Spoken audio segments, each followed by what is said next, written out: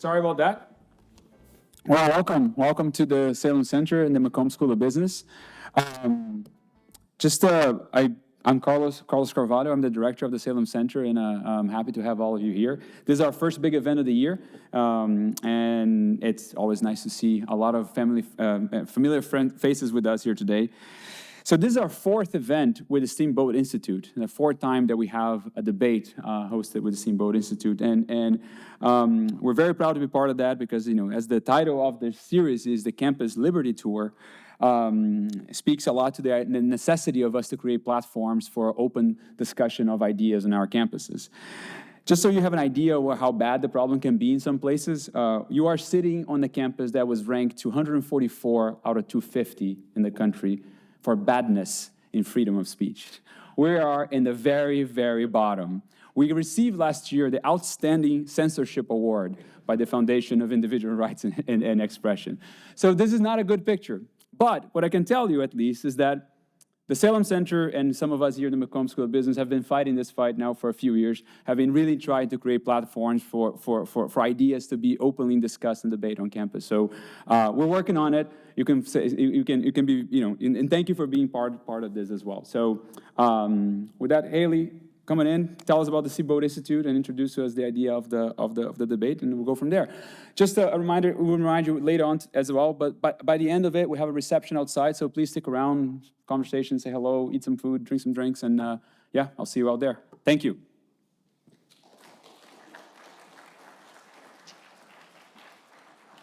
Well, thank you, Carlos, and thank you so much to the McComb School of Business for fighting that fight and the Salem Center for Policy for leading the charge.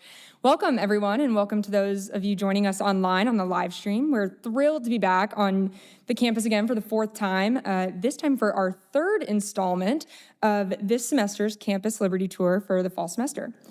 The Steamboat Institute was founded in 2008 with the purpose of educating people about America's constitutional principles and fostering an appreciation of the freedom that we enjoy as Americans. We launched the Campus Liberty Tour in 2018 with the goal of pushing back against cancel culture and inspiring free and robust debate. We hope you will leave this debate with new ideas and the tools to have productive and substantive conversations with those around you. As a nonprofit, nonpartisan organization, the Steamboat Institute relies on the generous support of individuals and foundations to host our programs. I would like to extend a special thank you to the Adolph Coors Foundation, the Diana Davis Spencer Foundation, the Jack Roth Charitable Foundation, the Lyndon Harry Bradley Foundation, the Ann Schutz Foundation, and the Tina Snyder Foundation for their steadfast support of this program. Tonight's debate will explore the resolution, "Be it resolved, open borders benefit humanity by reducing poverty and boosting the economy." At this time, I want to remind everyone to participate in the pre- and post-debate poll. You can use the QR codes with the cards at your seats to do so. We'll ask the same question at the end of the debate to see if our debaters have changed anyone's opinions. You can also use the QR codes at your seat to ask the debaters questions throughout the debate, so be sure to utilize those and send in lots of questions. And with that, I would like to welcome our debaters and our moderator to the stage, and then we'll do their introductions. So please, come on up.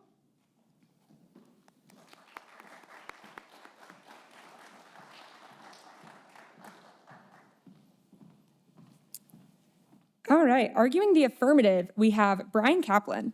He's a professor of economics at George Mason University and New York Times best-selling author.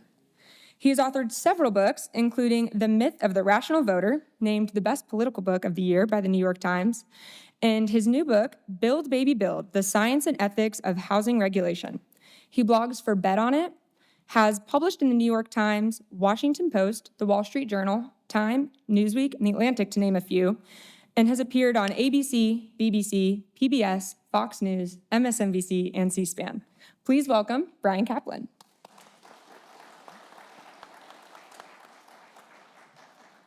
Arguing the negative, we have Sohrab Ahmari. He is a founder and editor of Compact and a contributing writer for The New Statesman. Previously, he spent nearly a decade at News Corp as op-ed editor of The New York Post and a columnist and editor with the Wall Street Journal opinion pages in New York and London. In addition to those publications, his writing has appeared in the New York Times, the Washington Post, the New Republic, the Atlantic, the Spectator, to name a few. Please welcome Sohrab Ahmari. Moderating this debate is Kaylee McGhee White. Kaylee is the Restoring America editor for the Washington Examiner and a Tony Blankley Fellow with the Steamboat Institute. Welcome, Kaylee. And with that, take it on. Well, thank you yeah, that's working. Yeah. Okay. Thank you guys so much for joining. Really excited to dive into this topic, which Sohrab was saying in a little pre-interview for our social media. This ranks as one of the most important issues for voters across the spectrum, both on the Democratic side and on the Republican side. So it's a very important issue to tackle. And again, I just want to remind you guys that as we go throughout the debate, if you would like to ask a question during our Q&A period, you can just scan the QR code and I will be able to see all of them here on the iPad. So we'll have about 25 minutes for an audience Q&A period at that time as well. And so I want to move to the opening statement. So Dr. Caplan.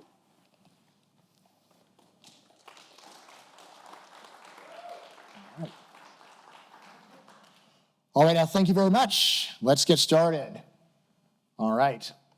I've done a lot of immigration debates, and every other one I've done is focused on is open borders or immigration good for the United States. That's what I'm normally debating. My answer there is still open borders, but that's one where I'll say it's complicated. That's why I wrote an entire book about the subject, to convince people that it's not just good for the world, but it's also good for the receiving country. Today's resolution is specifically about what is good for humanity. When you vote, please remember what we are debating. It is easy to get distracted and start talking about a different issue. That's not the issue. Is open borders actually good for humanity? That's the question before us. All right, why is it so clear that open borders is in fact good for humanity? Pretty simple.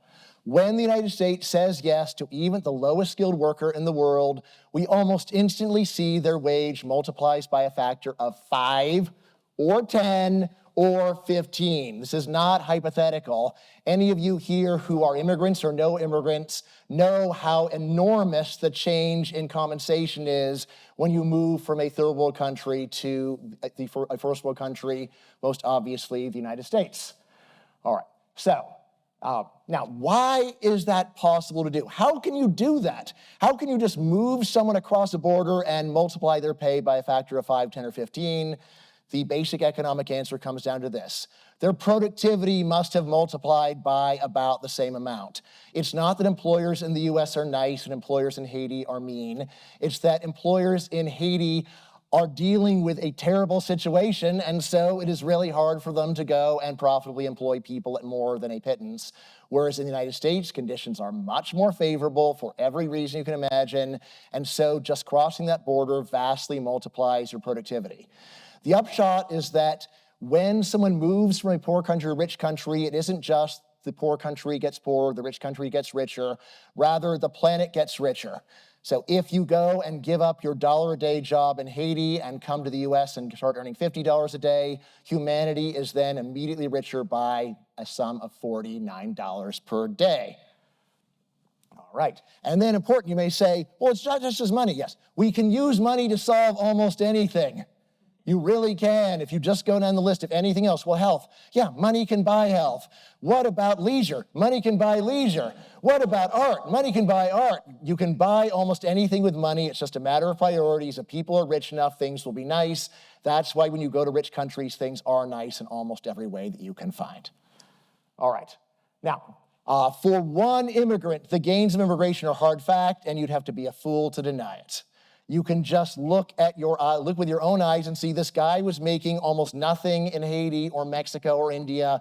He moved to a richer country, and now he has a way better job that pays him way more. So for that, it's just not debatable. The question is just the scalability. All right, we can let in one immigrant and help him. We can let in 2 immigrants. We can let in 5. We can let in 10. We can let in 50, 100, 1,000, 1 million, 10 million. That is really the only intellectually interesting question. All right, if we really can increase the wealth of the world by $1 million by letting in 1, can we go and increase the wealth of the world by $330 trillion by letting in another 330 million immigrants? Is that possible? It sounds fanciful unless you actually know demography.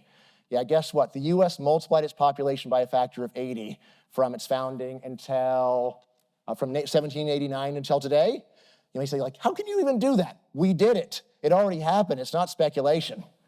All right, so if that is so, and it's totally so, why can't we just double our population again in the next few decades? How hard can that really actually be? All right, now don't believe me. All right, I just got back from the United Arab Emirates, right? And this country is famous for many things. Over there, we can see the world's tallest building, the Burj Khalifa built there. All right, now this is quite striking. No country in the world is closer to open borders than a UAE. The foreign-born share of the country is 88%. Yeah, 88% of the country is foreign-born. I asked every person that I talked to there where they're from. I only met one native Emirati. Everyone else had a different country. All right, now what's going on?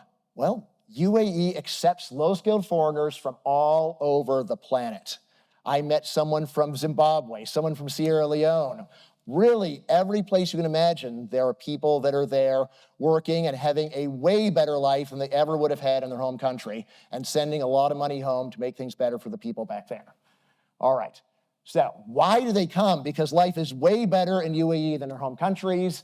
And how is it possible? It's possible because they are way more productive in UAE than they would be in their home country. That's why they're able to build the most futuristic cities in the world, because they're able to do a lot more with the same people by moving them into a country that works. You think about this, UAE is like a cruise ship the size of a city, or a country actually. All right, so bottom line, if the US would go and do anything in this neighborhood, we could really get poverty down to almost nothing in a very short period of time. And yeah, and don't say that the workers who come to the UAE are serfs.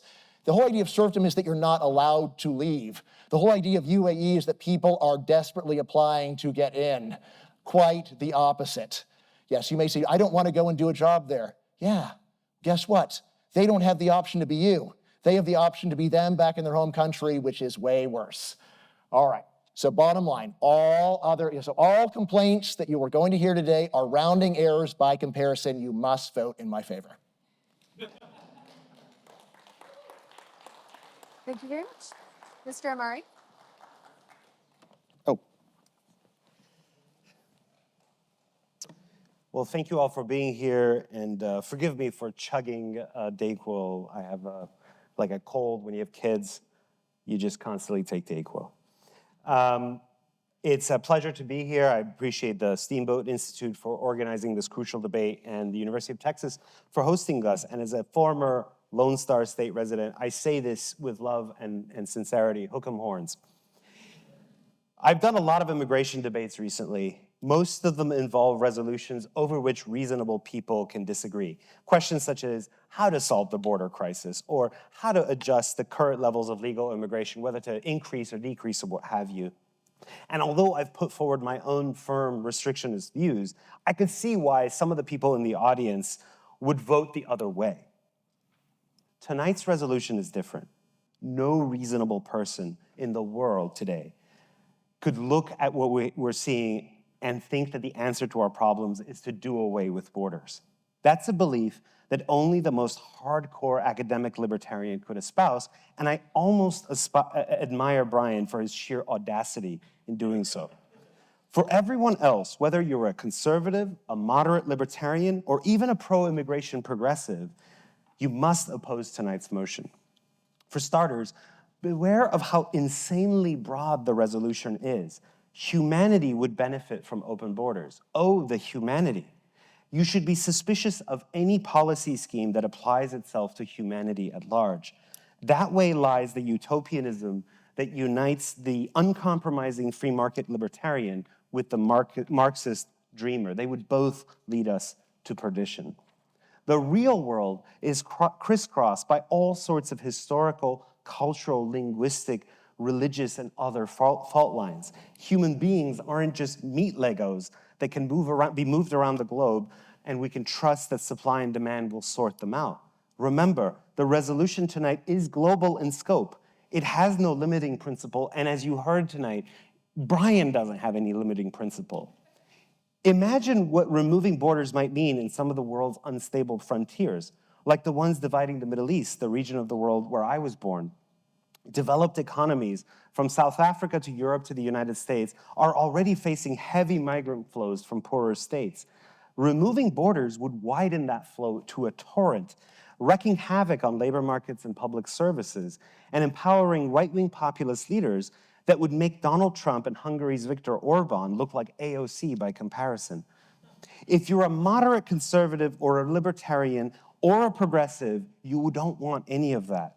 Of course, like all utopians, I suspect Bryan will protest that real open borders libertarianism of the kind that he advocates has never been tried except in autocratic Dubai and Emirates, where people are essentially brought over as quasi-slaves. We can get into that. But otherwise, he would say it hasn't been tried.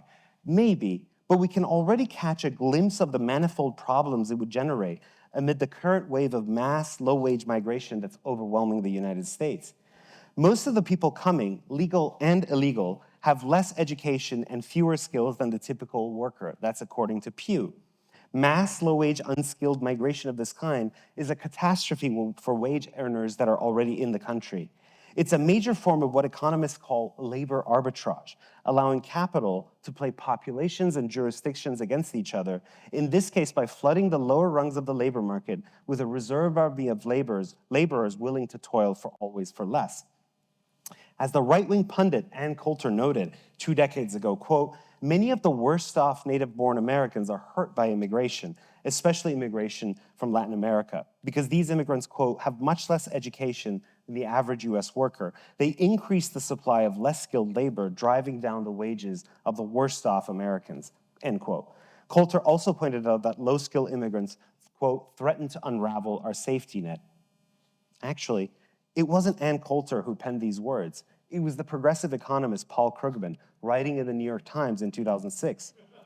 You will hear tonight that mass migration is needed to fill jobs that Americans simply won't do. False. Non-migrants work in huge numbers in even migrant-heavy industries. When ranchers, real estate developers, and other employers complain that they can't find American workers, what they really mean is they can't find Americans willing to work in serf-like conditions for a serf's wages. And that's what it would mean to remove borders barriers, reducing all of us to serfdom. You will hear tonight that mass migration promotes growth. That's true, but it's also misleading and irrelevant. Raw output growth is not the measure of a nation's prosperity. We could import 500 million illiterate peasants and have them work the fields with medieval tools, and that would look like output growth on paper, but it wouldn't look like authentic prosperity, which depends on productivity gains. And so long as firms can do the same things with cheaper and cheaper labor, including through mass migration of this kind, they have few incentives to develop the labor-saving technologies that really push our economy forward. You will hear tonight that migrants' tax contributions help uphold our welfare net. False. Migrant households are more reliant on welfare programs than native-born ones. And in the case of unskilled migrants, which is the majority, their tax contributions over a lifetime don't offset their use of public services. You will hear tonight that there should be a free market for labor, just as there's one for goods, services, and capital. That sounds nice in theory, but it doesn't describe reality as it really is. Unlike in capital markets and markets for goods and services, all workers have to sell is themselves. A free market in labor would mean workers can come to the United States, true, but also that American workers could go to other nations and do the same things. But American workers can't do the same thing because our other nations protect their domestic labor markets. America is the end of the line for workers. So when you say free market for labor, what you really mean is the dispossession of the American worker. And I don't just mean on the lower rungs in this case. In this country, going back to our founding, some employers have always preferred to have workers they can utterly dominate. That's what you get by admitting millions of people who are accustomed to eye-watering poverty in their homelands. Yes, slaves work really hard. Slave-like people work really hard, who can't speak the language, who lack the power to organize. That's why extreme libertarians have always supported open borders.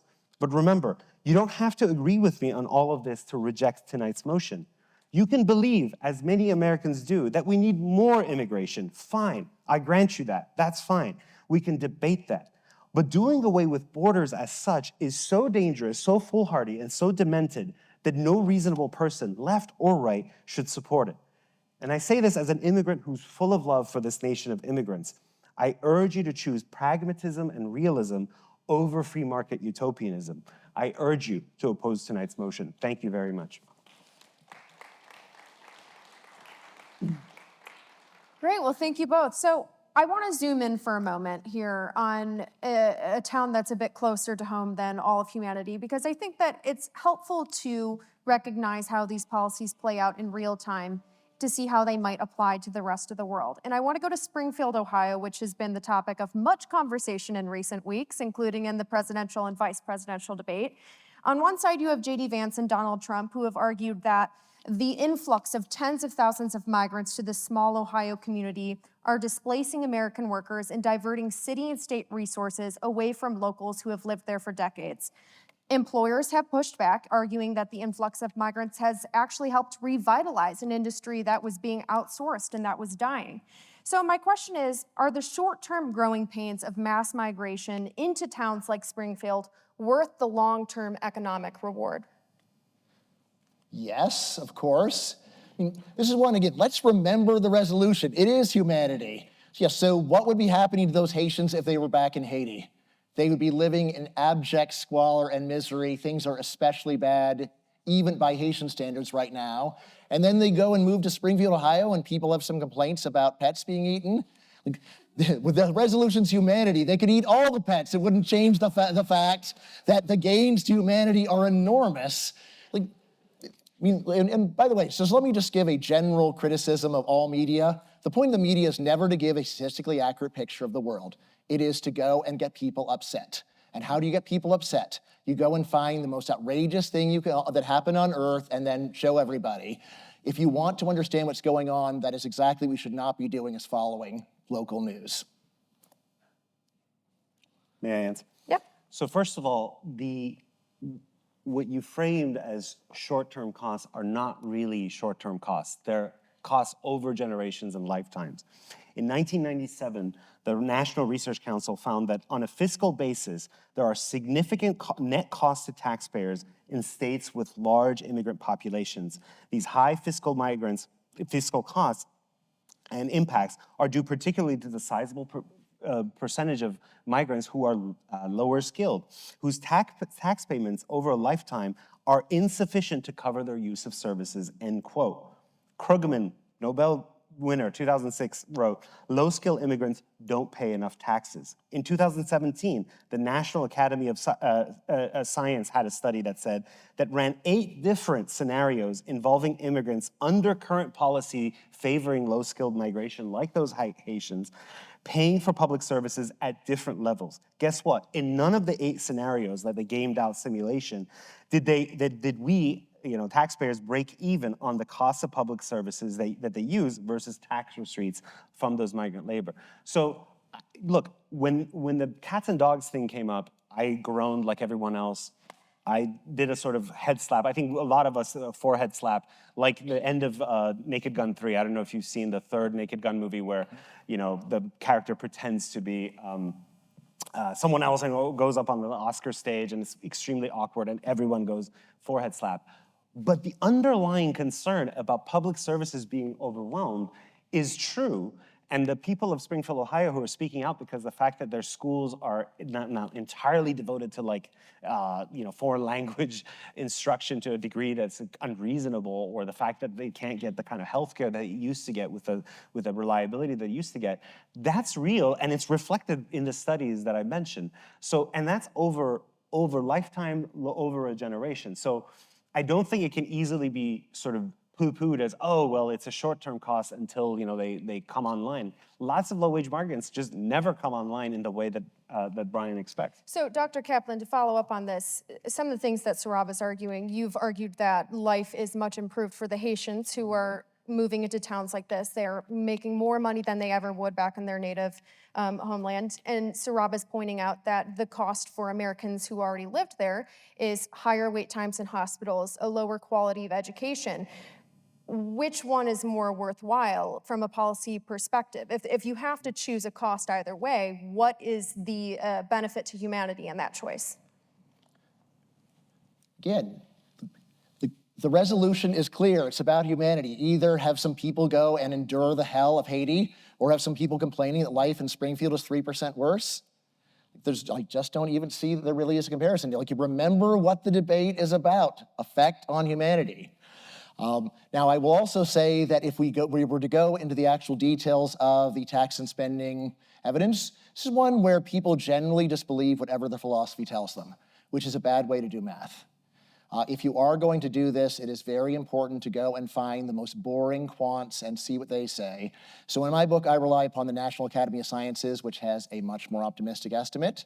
It's one where if you don't trust me or Sohrab, then it's kind of pointless to tell you. But I would say if you are curious, go and try to track down extremely dry sources for the data, because anyone who is excited about it is not reliable. So, can I just Yep, really quick on this? Notice that Dr. Caplan only thinks in these kind of aggregate terms, and his aggregate solution. Because that's the topic of the debate. But that's what's insane about the resolution, is why it should be rejected. Because look, there are all sorts of places in the world that fall into crisis, civil war, famine, et cetera, et cetera. But if the solution were that in each case like that, basically developed countries should receive the entire population or a large share of this population, you can see how the result would be it's absurd on its face.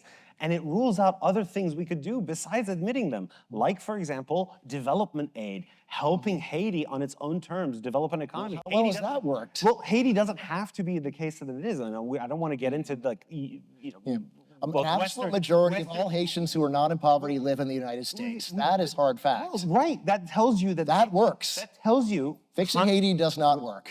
I'm going to finish. That tells you that Haitians themselves are extremely capable people, and if we help them, or at least if we don't interfere in their domestic affairs, as the West has for about 100 years, or we gave them better development aid, we could do any number of things to solve the problem of Haiti. But if we just treat every single one of these, and it also makes a mockery of the asylum system. I've embedded with the migrants coming from the southern border. I've also embedded with migrants who are they go from the western shore of Turkey through the Greek Isles and up into Europe. They're all trying to get to Germany and Sweden, which are the high welfare states. They're not all necessarily aspirational. But what's a mockery is that they're not necessarily refugees, so-called. We treat them as refugees, but they're really economic migrants. I agree with Haitians are really, many of them would count as refugees, but lots of others aren't. And we've completely messed up the system. We are accepting economic migrants, but pretending they're refugees. And that's a violation of international law. When actual catastrophes happens, it makes populations resistant to actually accepting refugees when we really need to. But we cannot, in every case that a society breaks down, to say, well, the solution is to move its population somewhere else. Well, why not development aid?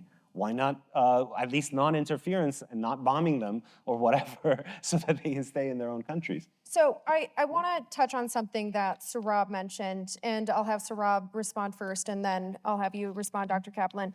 I want to accept the premise here, for the sake of argument, that unskilled migrants suppress the wages of American workers. So let's say that we suppress the flow of unskilled migrants who will accept cheaper wages in order to make the unskilled labor market in particular more competitive. One of the consequences, according to economists, could be wage inflation and a skill shortage that might actually end up leading companies to look elsewhere entirely, offshoring. So is the choice facing American workers, in this case in particular, lower pay or no pay at all? Well, first of all, what we've had in this country since the 1970s is a severe lopsided wage distribution. In terms of the distribution of the social income, the lower half of earners have done very poorly.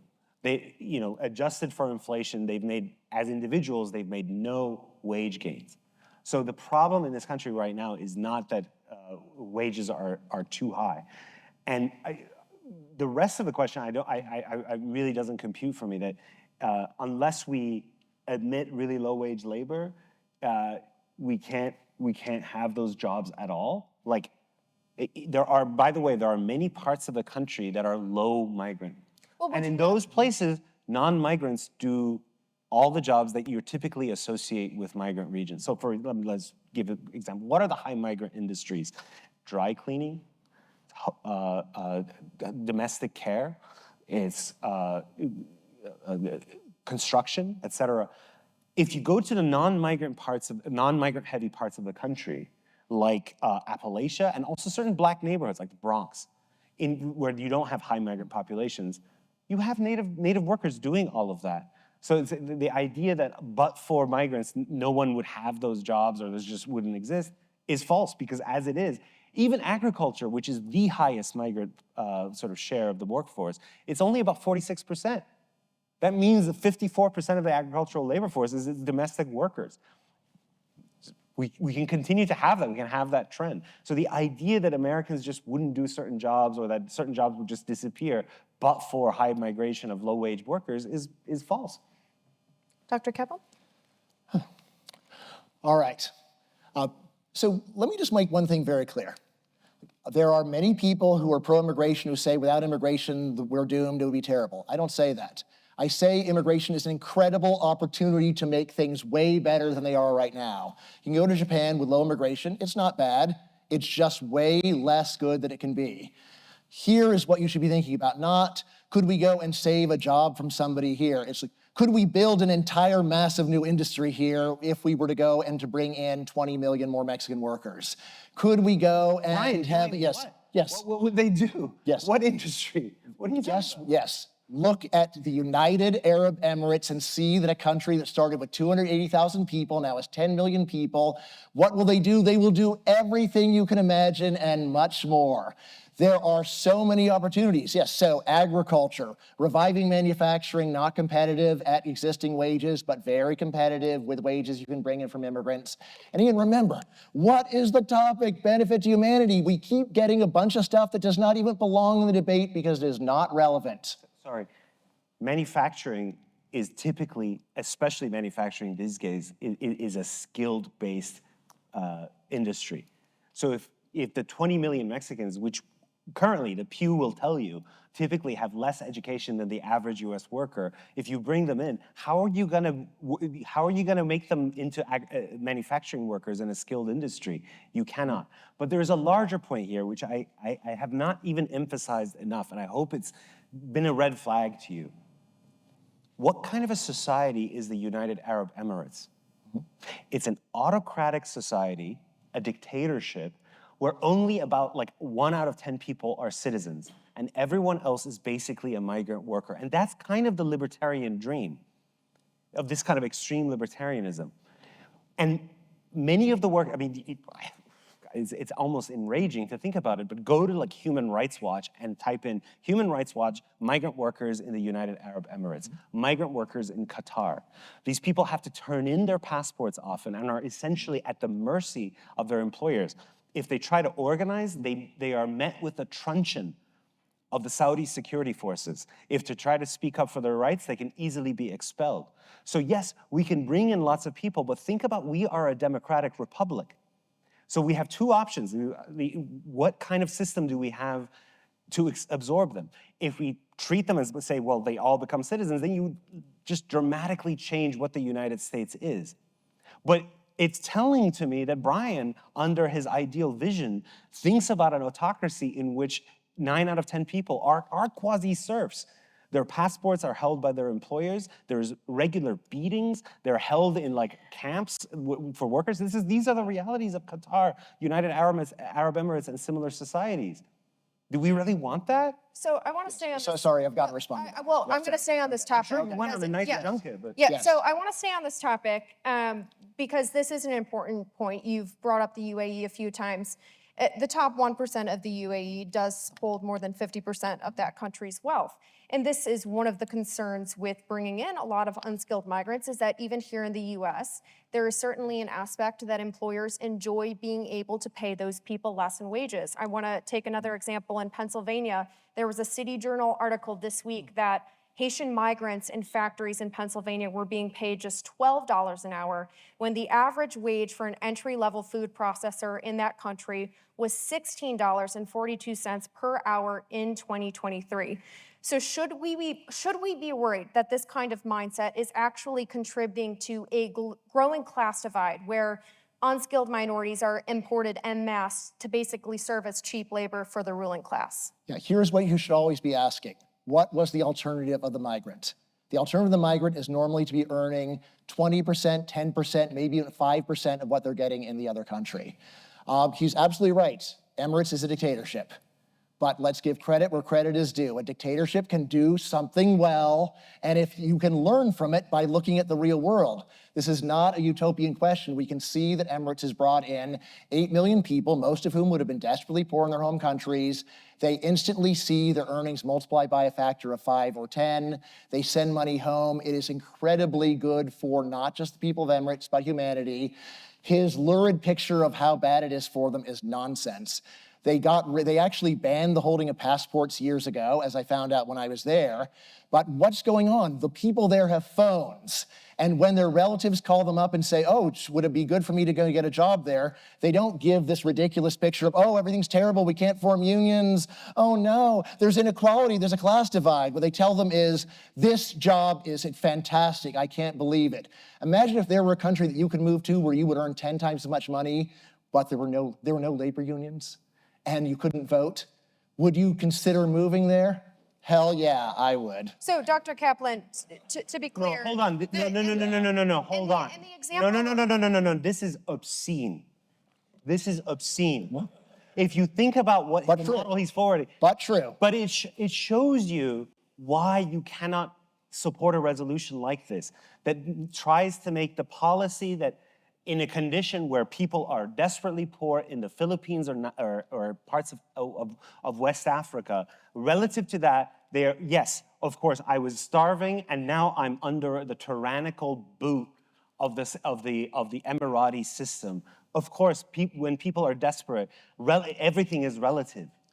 But that's why we cannot make a policy thinking, well, what would benefit humanity in the aggregate like that without taking into account what kind of a society we are.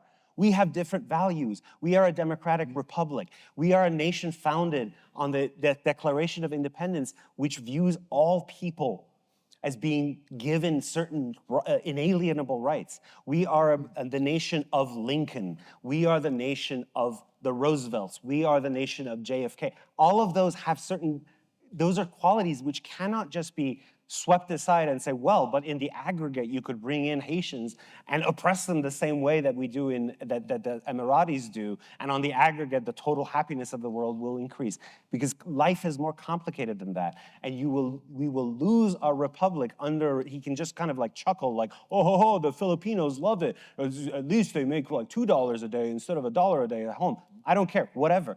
That's not the kind of society we are. Don't go along with that. That's the road, that's the literal road to serfdom. And I borrow this from a libertarian thinker, but that's the road to serfdom. So beware of that. When I want to talk about deterring poverty, reducing poverty, one of the telltale signs of whether someone is making a good income is whether they are able to own their own home. And the effect on mass migration on housing prices in particular has been disastrous in basically every country where mass migration has occurred. Let's go back to Springfield as an example. According to Redfin, the median sale price of a single family home sold there increased from $78,500 in August 2019 to $158,000 in August 2024. That is a 101% increase in nominal terms. This creates a massive barrier for first-time home buyers and renters across the board, does it not? Great question. I just happen to have a brand new book called Build, Baby Build, The Science and Ethics of Housing Regulation. When government is strangling housing, then an increase in population will raise prices. But the solution is not to keep people out, but to stop strangling construction. And guess what?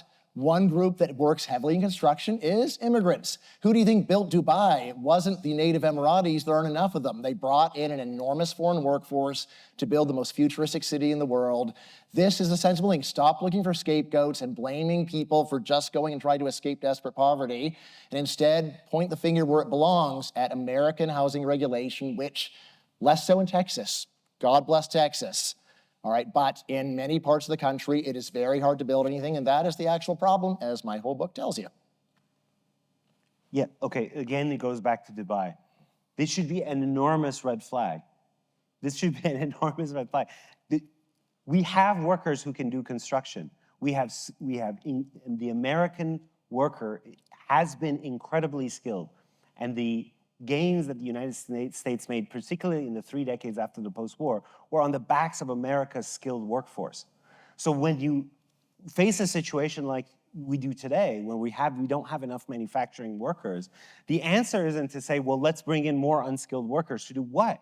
In our type of economy, which is an advanced manufacturing economy, when we do manufacturing, bringing in 20, 30, 40, 50 million unskilled workers isn't gonna help that.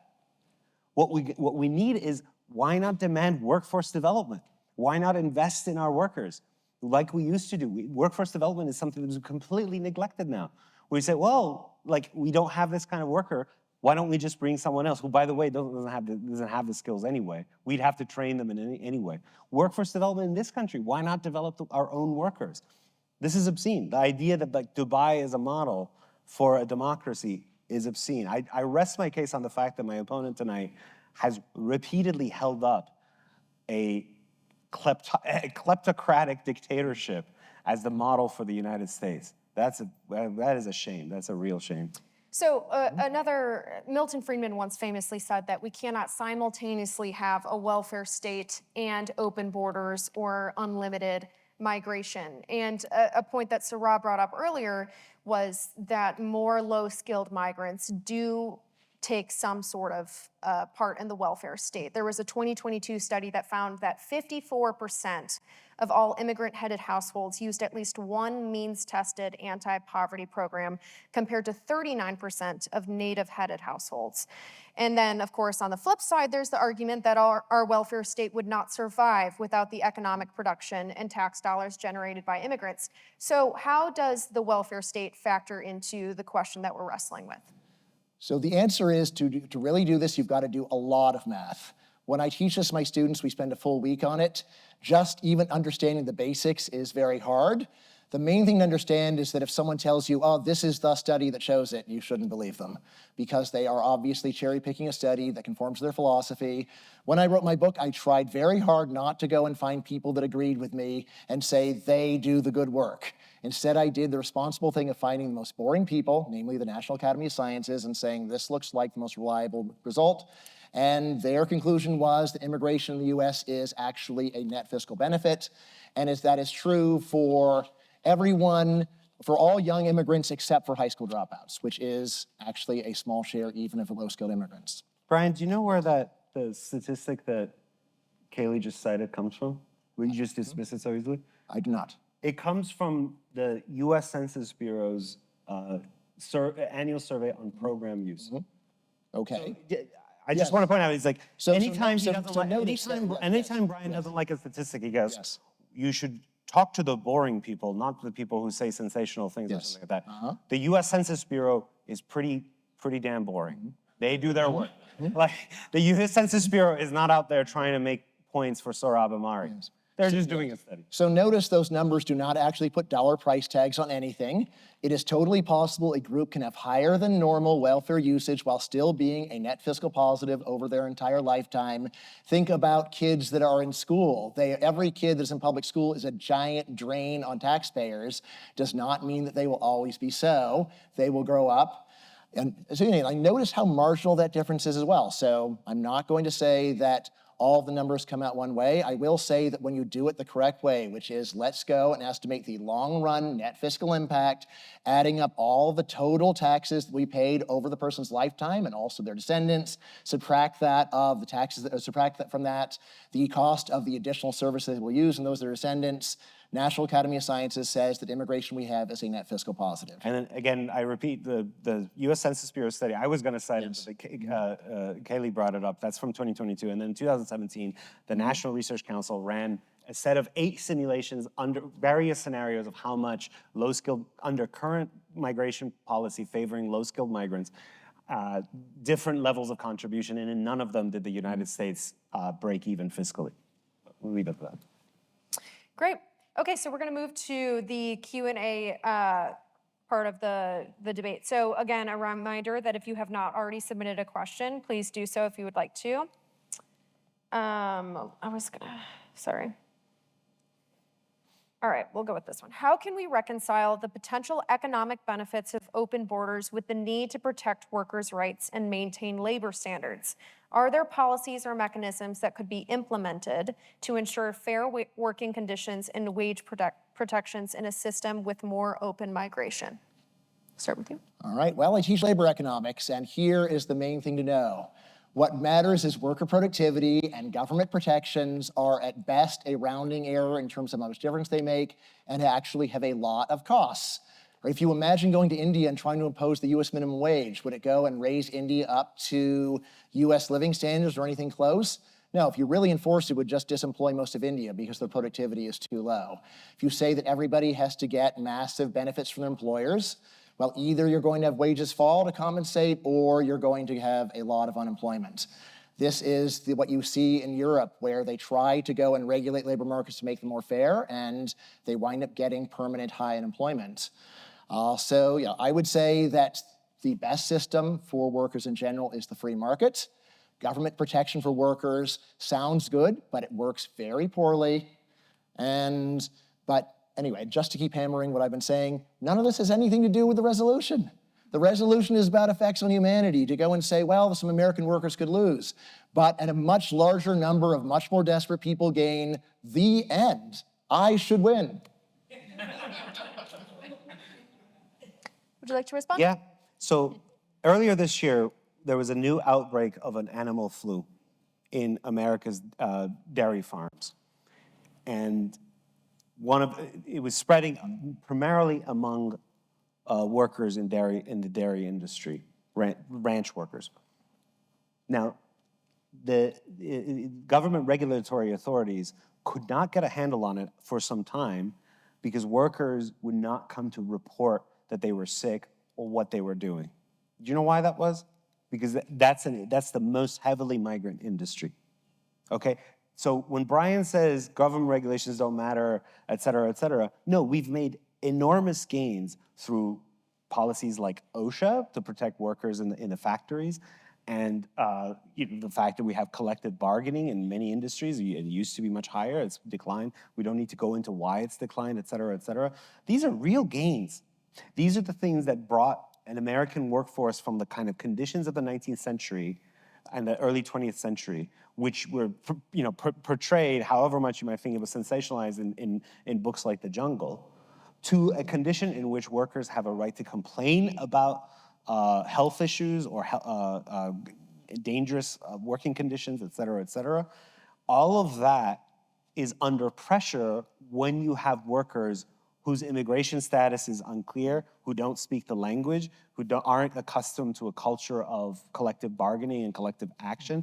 All the things that we've built up as a humane democracy depends on workers who are accustomed to a political culture of give and take between employers, collective action, et cetera, et cetera. That's why people like Bryan always love bringing in lots of poor people, because those people are so desperate, their conditions where they come from are so awful that of course they're gonna go along. They're not gonna report when there's an animal flu kind of going around the farm. They're just gonna take it and they're gonna get sick, and then we could get sick from that, right? Luckily, this was brought under control. But initially, it was a crisis, and it's a very telling kind of indicator of a difference between having dignified workers who know the political culture, who understand their rights, versus people who are totally vulnerable and therefore go along with whatever the employer says. So this one is for you specifically, Sohrab. You say that the problem is that immigrants take jobs for less pay, which, although true, is part of capitalism as a structure of the economy. Businesses will always look for cheaper work. So is the problem open borders or capitalism? We've always had capitalism in one form or another. The question is whether or not it's a capitalism in which workers have had a modicum of bargaining power or not. And mass low-wage migration is one of the forms by which the employer class has eroded workers' bargaining power over time, because you can always have this kind of shadow reserve army of labor that's willing to work for less.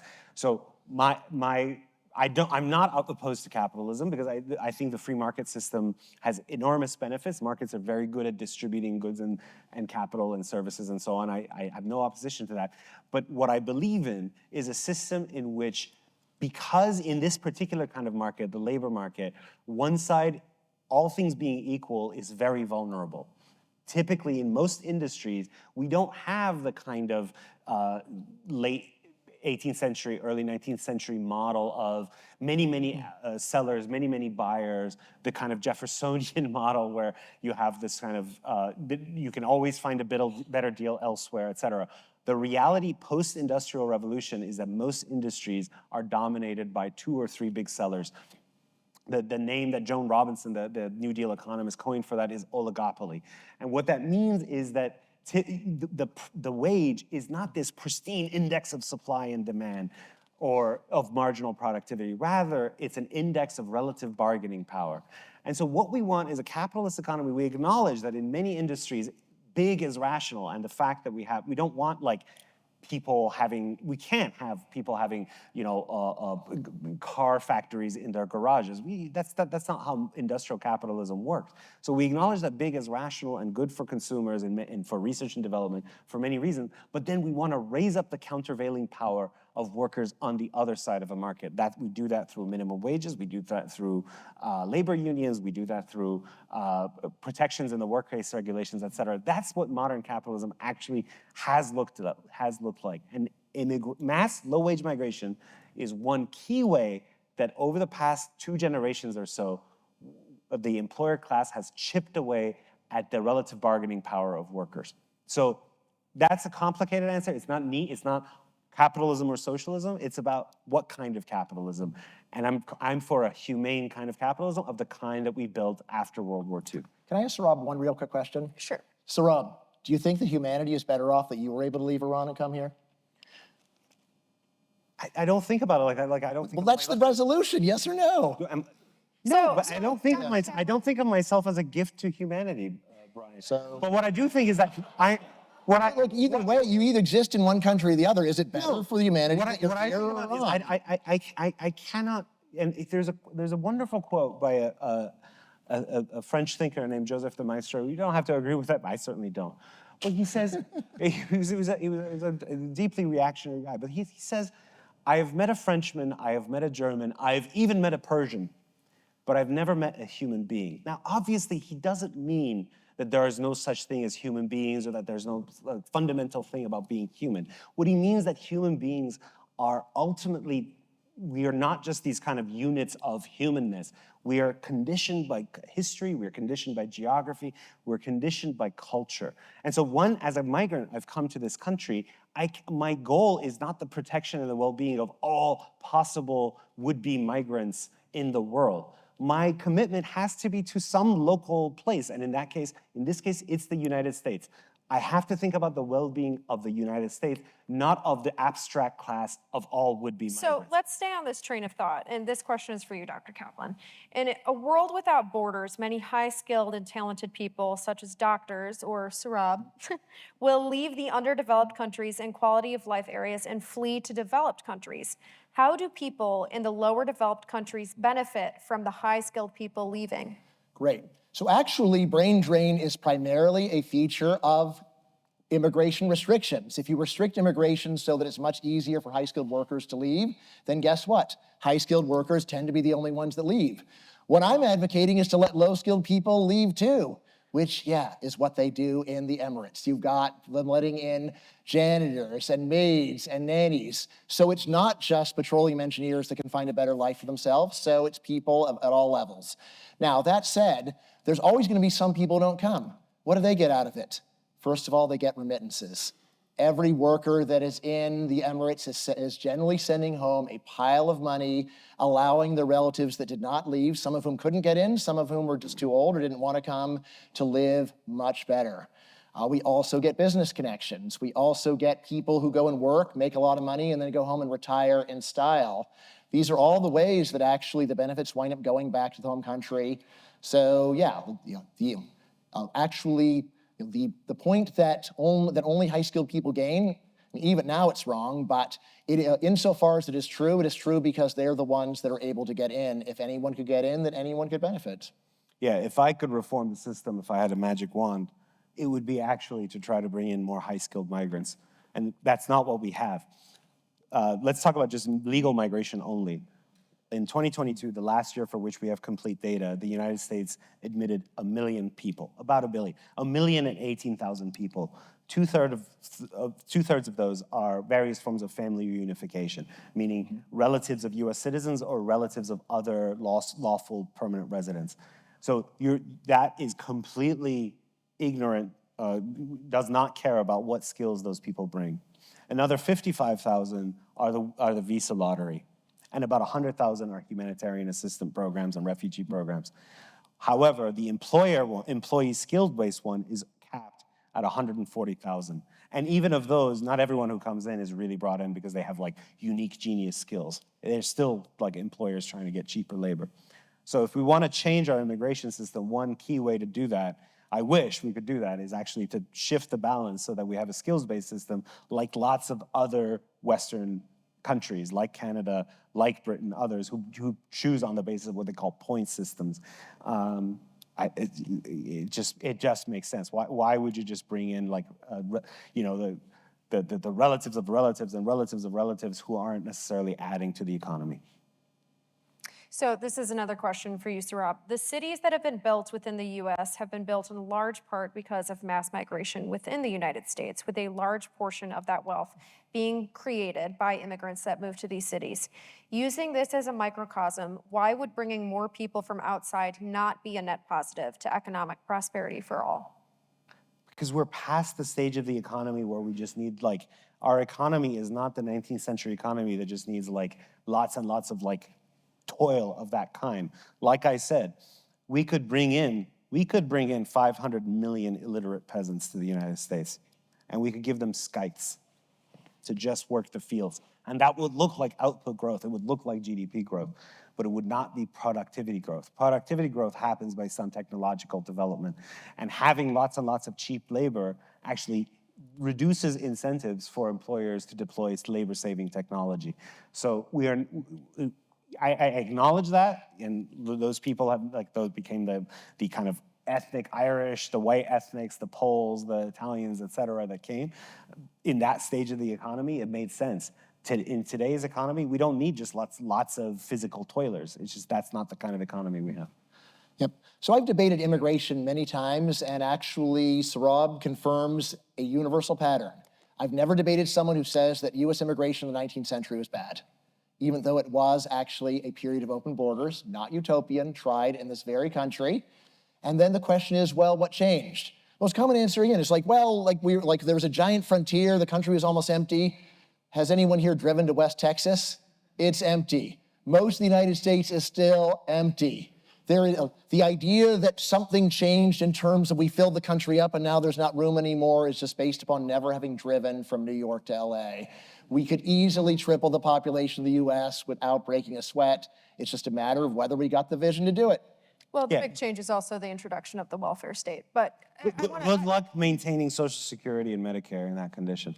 I mean, because those people are going to be drained. But by the way, one thing that Bryan has yet to answer is at one point he said we could bring in 20 million Mexicans and they could build a manufacturing industry. They could revive manufacturing. On what basis? What skills?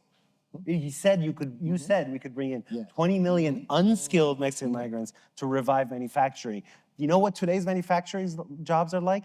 They're incredibly complex. You need intense workforce development involving like chips development and all of that. It's a complete fantasy. Yes. We are not Dubai. Dubai was like a city of Bedouin that suddenly found oil like a few decades ago and needs to build up quickly. Yes, in that case, bringing in lots of migrants in a way makes sense. But again, there's a horrific human rights cost associated with it, and it's extremely anti-democratic. But those are not the American conditions in the opening decades of the 21st century. Yeah. So sorry, this plays into my other book, The Case Against Education. Key thesis of the book. The reason why education pays is not that it teaches you a lot of useful skills, rather education is a passport to the real training that happens on the job. While education levels in Mexico are lower, that does not mean that they are not capable of learning manufacturing jobs. They will learn it the same way Americans learn it, on the job. You think American high schools teach American workers how to make cars? No, you take people who get a normal, crummy American high school education, you bring them into a factory, and you teach them how it's done. There's no reason Mexicans could not learn it the same way. But then why not develop our own workforce first? We can do all of it. That's the point. So- It's a limitless economy of and do way limitless more. economy of The endless massive opportunities that we are missing boggle So, the mind. Dr. Caplan, here's another question for you. Do you have another example of a country in which open borders has benefited the economy besides the UAE? There are several other countries that have greatly prospered over the past several years that have much harsher immigration restrictions, such as Japan. Right, so Japan has not done that well over the last 20 years, actually, but yeah, here's a country, the United States, between its founding and 1921. The United States, we went from being an obscure British colony to being the richest and most powerful country in the world. That was done with near open borders, with a couple of shameful exceptions, as you might have been taught in US history. But in terms of countries that did it, yeah, the United States totally did it. And then they went and said, we've made a terrible mistake, or at least we can't keep doing it. Why not? The country's full? No, it's not full today. It definitely wasn't full 100 years ago. Would you like to respond? Or do you have any thoughts? I feel like that question made one of my points. I'm not gonna. Kudos to whoever asked that. Sorry, this thing keeps resetting. Also, Canada, Brazil, Argentina, these were all countries that had near open borders in the 19th century and went from being small backwaters to places that took in a whole lot of people, and yes, improved a lot, although Brazil could have done a lot better, as we know, Carlos. Okay, here's another one. Can you expand on the effects of immigration over time? Even if there are initial hurdles, do those challenges dissipate with further generations, or do they remain? Sure. So assimilation is very real. The easiest way to see assimilation is just by listening to how people talk. First generation immigrants, when they come as adults, have never been good at acquiring absolutely fluent English. It is not true that we used to get 40-year-olds getting fluent English and now we don't. Rather, what happens is that people that come as adults, they are always gonna have an accent, they're always gonna have language troubles, but people that come as kids or the kids of immigrants, they wind up growing up to speak English perfectly. Often, actually normally, they just lose the parental language. Now that is just one marker of cultural assimilation, but it is one that is very clear and that we all have a lot of firsthand experience with. You can go down the list for other things, so like education. All right, yes, there is high educational assimilation. In particular, what you'll see is there is much more upward mobility for the children of low education immigrants than there is for the children of low education natives, which is highly suggestive of their parents actually were dealt a bad hand in being born in India or being born in Mexico. And what their kids are able to accomplish is a measure of what their parents could have accomplished if they too had that advantage. Something else that I talked about in my book, many people who are the gutsiest critics of immigration will actually just say, yeah, we don't want them because their IQs are low. And that's true. But it turns out that a lot of that IQ deficit just comes from growing up in desperate poverty. We can see this because if you adopt kids from third world orphanages at birth, they wind up getting a very large gain compared to what is average in their country. So we can get improvements in intelligence, improvements in height, weight, head circumference, all of these things we get from growing up in a rich country rather than being in dire poverty. So this question is for you both. Sohrab, I'll let you answer first. Can I answer that one? Sure. One of my favorite right-wing reactionary thinkers is Pat Buchanan. And Pat Buchanan wrote in 1997 that, okay, we can do assimilation, but assimilation takes time. And if you have an avalanche-like movement of migrants, you won't have time, the host society won't have time to assimilate newcomers.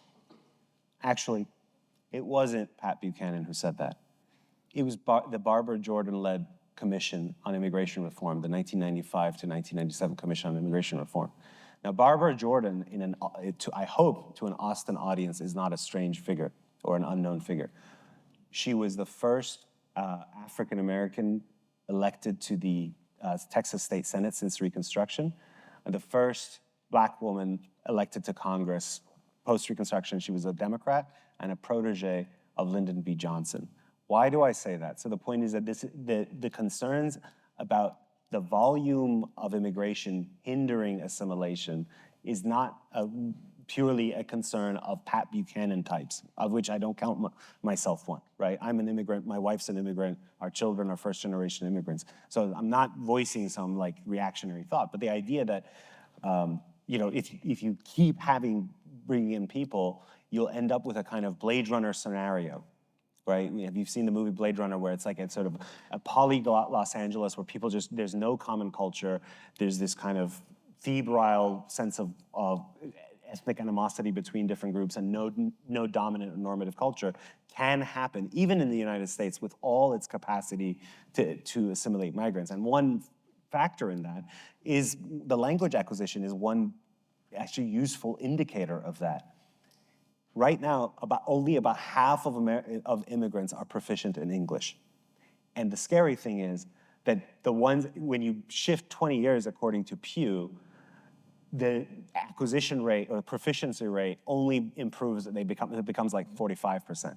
So I know Bryan said, well, that's just 95% of second-generation immigrants speak fluent English. Right, but you have millions of people One generation, that's all it takes. You have millions of people currently where it creates these kind of conditions of ethnic rivalry and discomfort and the sense that there's no common culture. So you might say, well, it's gonna be better in 20, 30 years.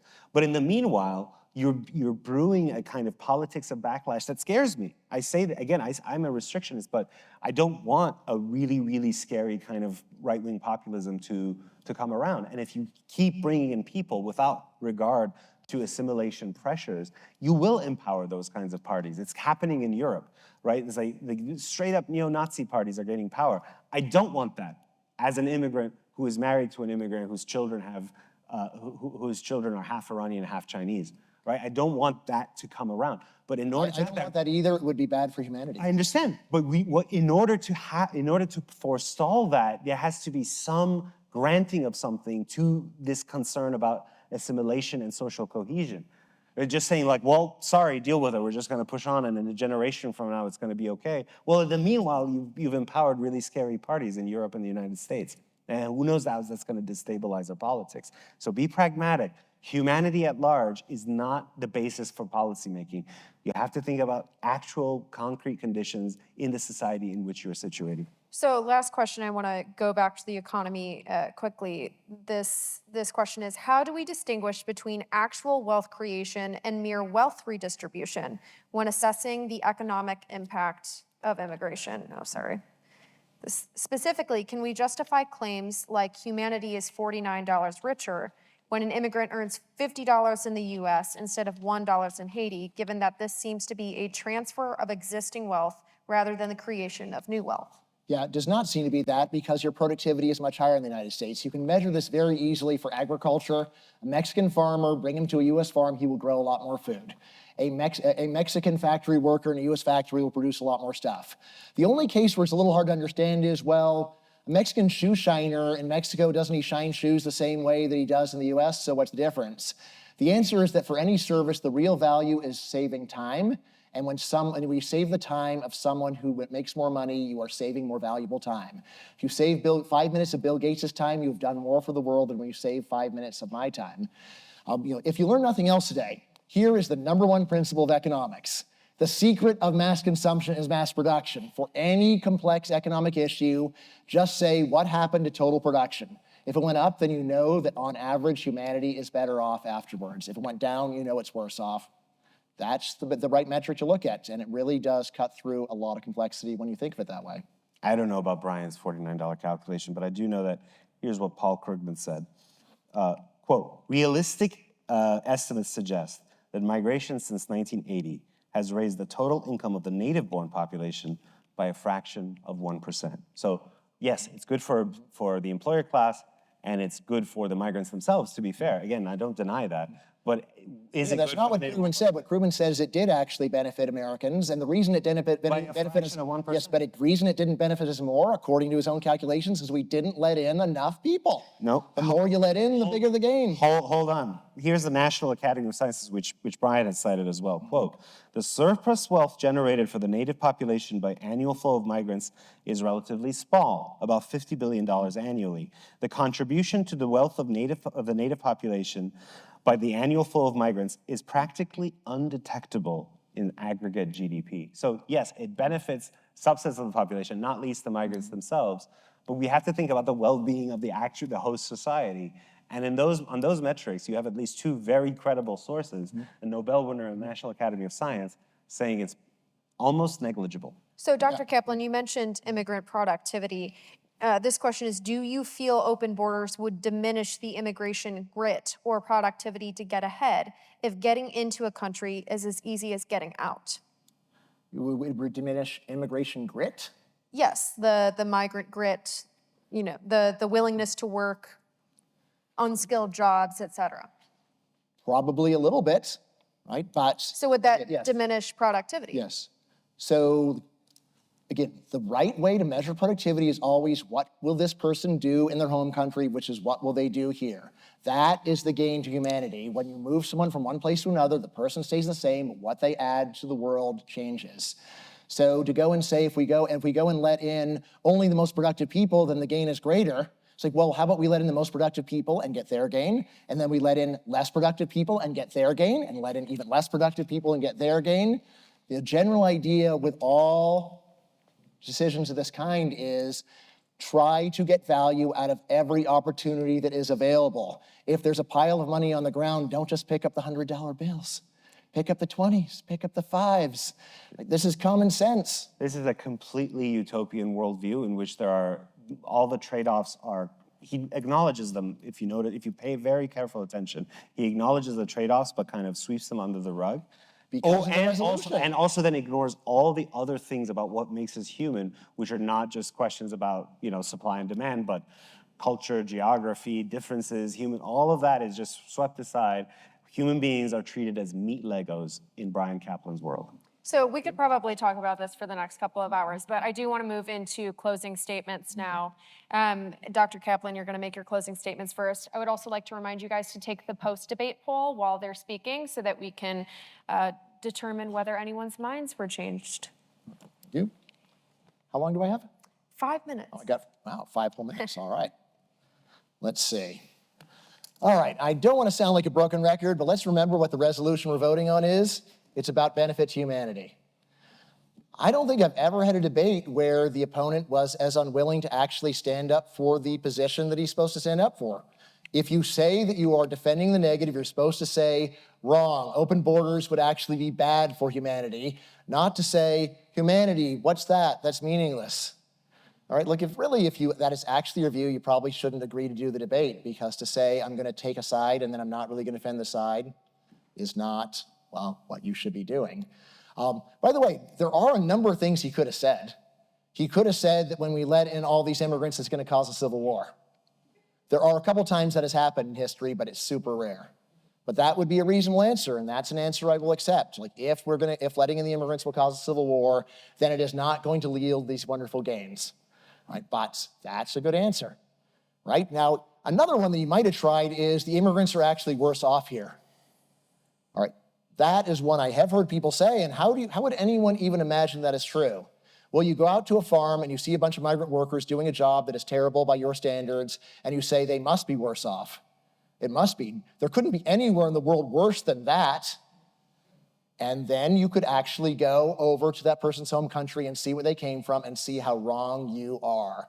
Because things can get a hell of a lot worse, and as bad as you think something is, yes, it is going to be a lot worse in other places, and it really is. Yeah, besides just being in Emirates, I was also just in India.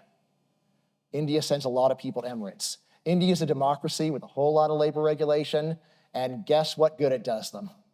Yeah, they are living in dire poverty. Things have improved, but still terrible conditions in India. Much better to go and work in another country where productivity is higher, where policies are better. Let's see. Now, on this question of, it's just impossible to say what helps humanity, how about world peace? Would world peace be good for humanity? Is that one where we have to sit around saying, I don't know, it's really complicated. There's a lot of cultural factors and we got to consider geography. And look, no, world peace would be great for humanity. If we're not going to get it anytime soon, but if we could, that would be great.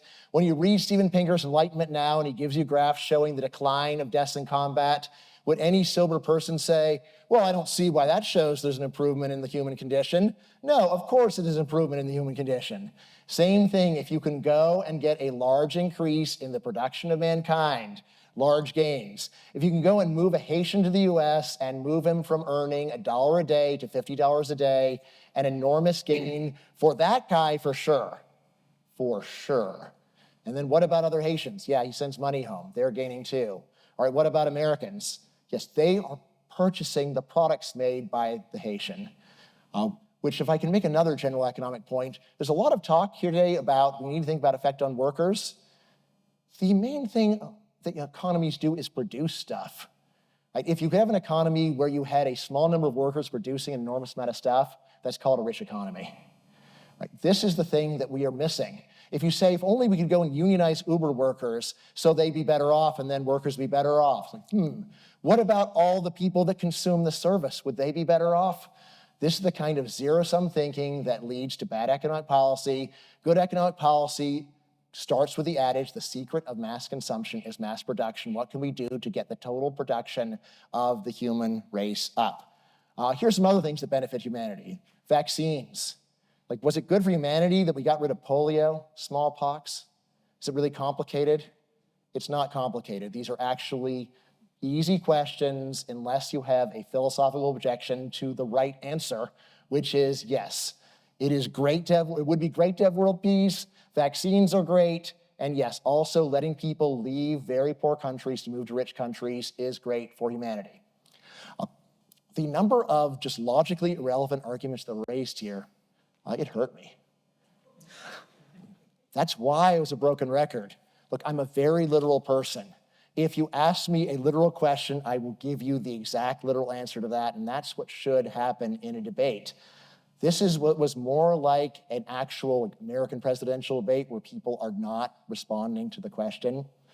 You should respond to the question. Let's see. Let's see, anything else? Let's see, I'm already at stop, so perfect. Thank you very much, and my pleasure to talk to you.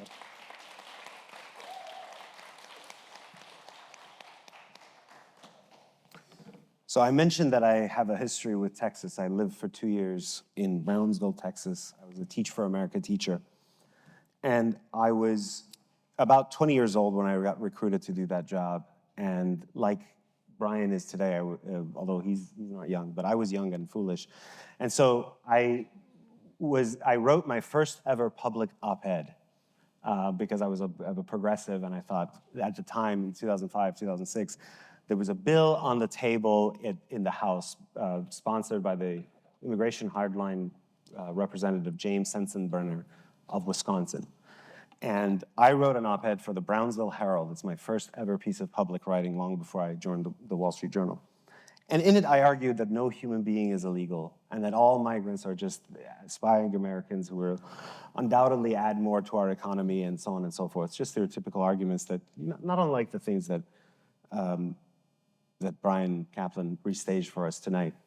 And because I was in South Texas, in Brownsville, Texas, where it's 99% Hispanic, my colleagues, fellow teachers, principals, assistant principals, they were all Mexican Americans. And I thought, okay, here, they've read this op-ed, they all read the Brownsville Herald, and when I go back to school the following day, they're gonna put me on their shoulders and sing hosannas to me.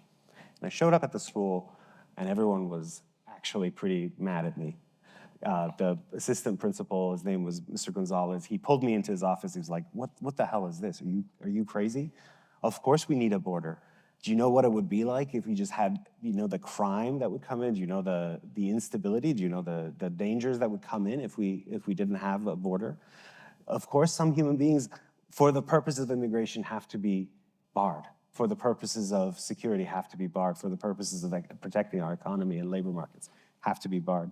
And so that's the thought I leave you with today, that the people who are actually on the border communities, if you go talk to them, they don't sound like Bryan Caplan. Only, again, the view that we should do away with borders as such is fantastically utopian. Only, again, it's the kind of view that can only thrive in the ivory tower, people like basically looking at the world from their own fantasy castles. I will end by noting that my opponent spent much of his time tonight championing the United Arab Emirates as a model of open borders for the United States. And I want to just read to you the most recent Human Rights Watch report of what migrant workers face in the United Arab Emirates. It says, quote, the UAE's kafala sponsorship system ties migrant workers' visas to their employers, preventing them from changing or leaving employers without permission. So much for the free market. Employers can falsely charge workers for absconding even when they're escaping physical abuse,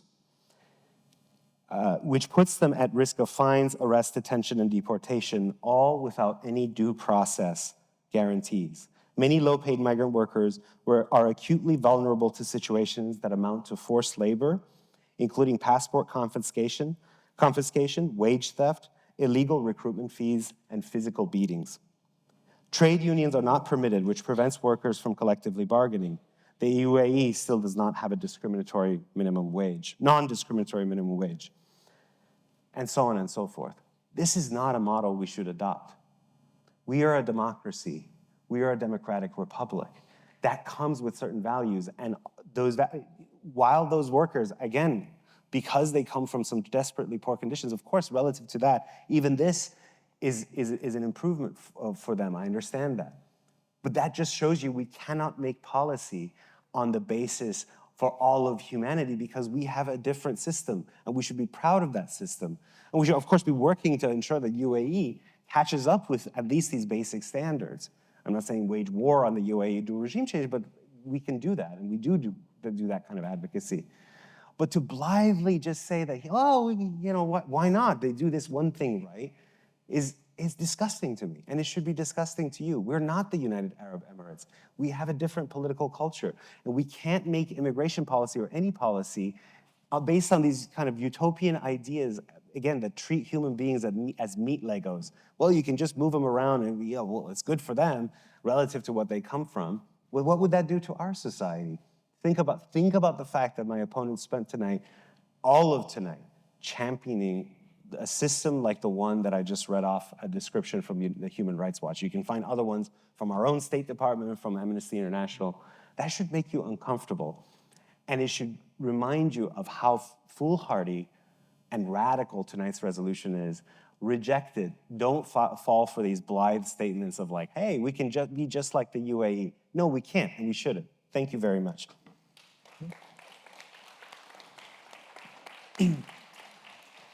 Well, thank you all so much for joining us as well. Let's give another round of applause to both of our panelists.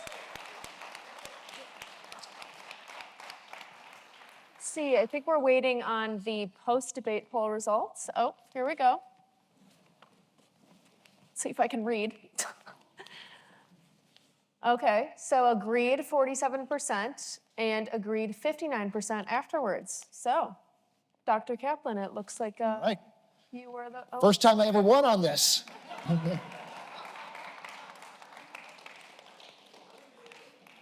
Let's give one more round of applause, please.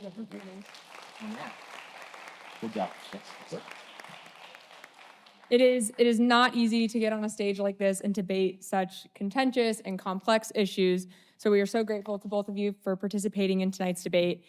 Briefly, I just want to once again thank the Salem Center for Policy for co-sponsoring tonight's debate. We're so grateful for the partnership that we've had the past 4 years now. So thank you again for welcoming us to your campus for this opportunity. I also want to once again thank our foundation supporters and the individual supporters that make this program possible. If you enjoyed tonight's debate, please consider making a tax-deductible charitable donation to the Steamboat Institute so that more debates like this can happen and we can continue to come back to wonderful universities like this year after year.